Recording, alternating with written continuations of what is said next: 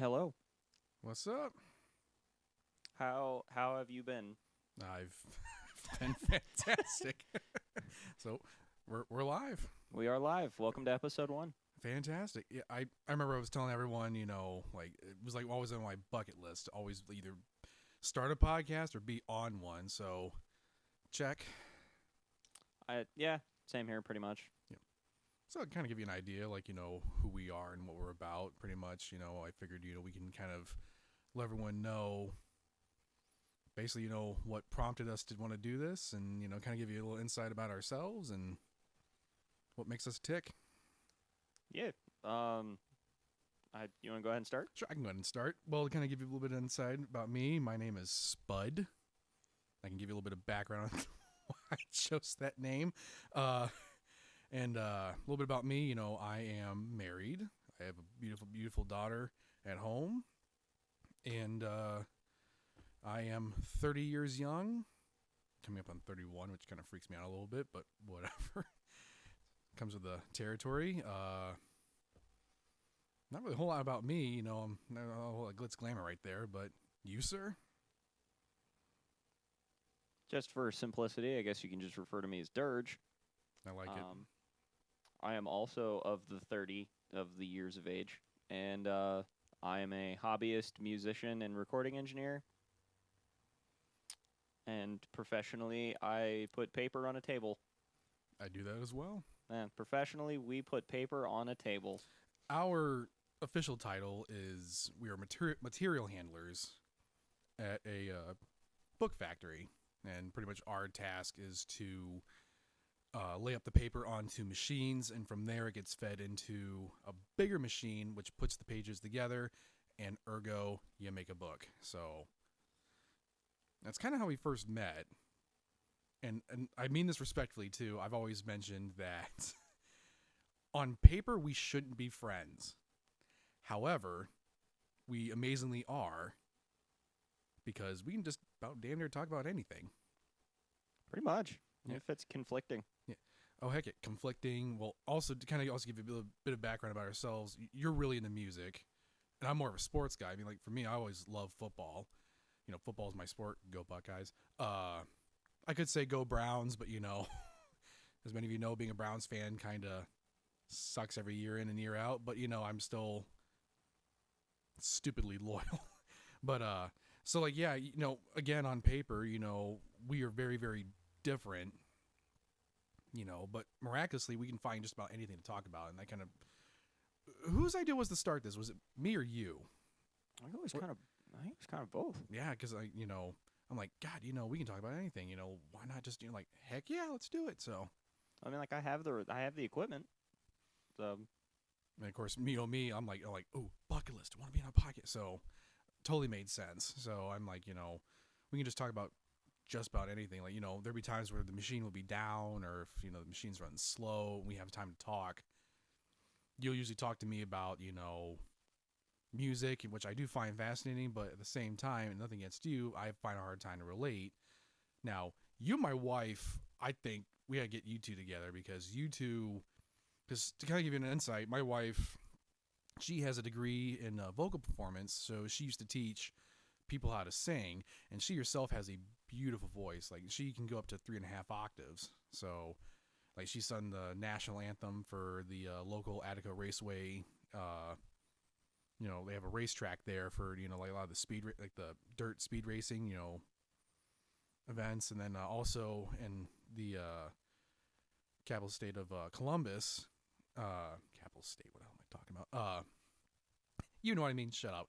that's fine. It's fine. No, but in at Ohio State for the state of Ohio, high school wrestling championship, she used to, every March, she used to go down there and sing the national anthem, for them as well.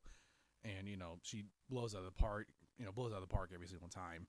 And my folks love listening to her sing. They're like, oh, Brittany, can you, sing for us? And, she'll sing like, 7 or 8 songs for them, and she's like, okay, I'm good for right now. But, other than that, So beautiful. glad that my family doesn't make me do that. Well, you're in the heavy metal stuff, so I'd be like, oh, Jarrett, sing from us. Kinda. Yeah. Accurate. But But yeah, like I said, for the most part, like, you know, you're more about music, and like I said, I'm more about sports. I really don't talk a whole lot about sports, but you know, usually not you and I will talk about pretty much damn near anything if you really think about it. I mean, yeah. Like one of the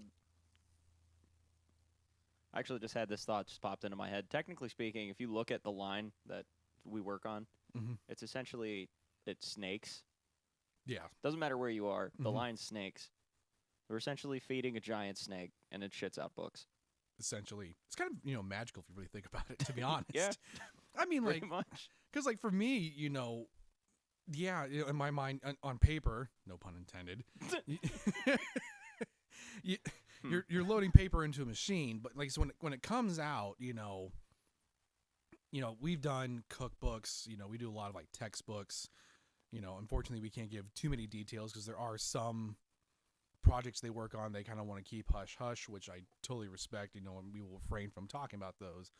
But we worked on so many books, and part of me is kind of like, you know, I'll sometimes, you know, another thing too about the machine is that, you know, sometimes as it's passing through, they have like little barcodes on them that it scans them. If it misscans one or if it doesn't pick up one, it'll, you know, essentially crap out that bad book.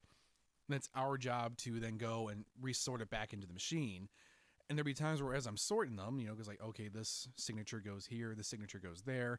I'm thinking like some kid is probably going to, you know, write in this book, which may not seem like much. Like, oh, some person's going to read this book. And just knowing that I'm part of that process, like I'm thinking like, wow, I'm part of something that's a little bit bigger than me. And I never really had that feeling before. So I take a lot of pride in that. And like I do genuinely really like my job, you know, and it helps that, you know, I wake up, you know, like I said, you know, we're both currently on first shift, so that usually involves us getting up super, super early. So it's kind of like, yeah, we're getting up and, you know, it's like, oh man, I hate to get up at this time, you know, but I don't hate coming in. That's to me, I hold on because like I said, I like the people I work with. I like what I do. And if you and I happen to be on the same line, because we also get rotated around a lot, you know, we know right from the jump it's going to be a pretty good day because, you know, we'll be, if it gets boring or, you know, something happen, you know, we can talk about whatever or just make each other laugh. I think I make you more laugh more though, because I'm always cracking jokes. That's true. Most of the stuff that comes to my mind when I'm at work is what I like to refer to as urinal thoughts.